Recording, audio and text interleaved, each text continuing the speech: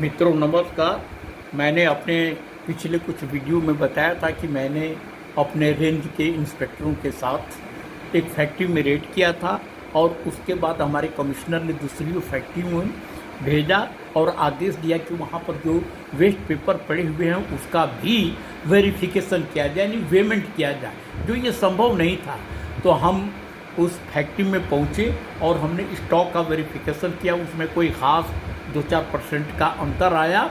और जहाँ तक पेपर के पेमेंट का सवाल है तो मैंने स्टेटमेंट लिया उनका। तो उन्होंने कहा, फैक्ट्री वालों ने, कि देखिए मैं इसके लिए ट्रक का इंतज़ाम नहीं कर सकता और इसको यहाँ से ट्रक में भर के और ले जाना पड़ेगा वो धर्मकांटा पर, वहाँ से करा के लाना पड़ेगा, तो इसमें इतना खर्चा आएगा। उस समय करीब 25-30 हज़ार रुपये की बात कही थी और कहा था कि इसमें करीब 1 महीना लगेगा।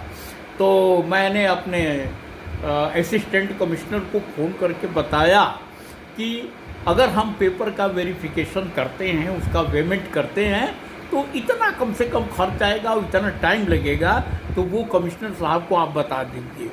तो कमिश्नर साहब को जब वो बताने गए तो कमिश्नर साहब ने कहा कि भीमबली से कहो कि जिस तरह से वो चाहे वो करके आए। तब हमने कहा कि अब ठीक कहा।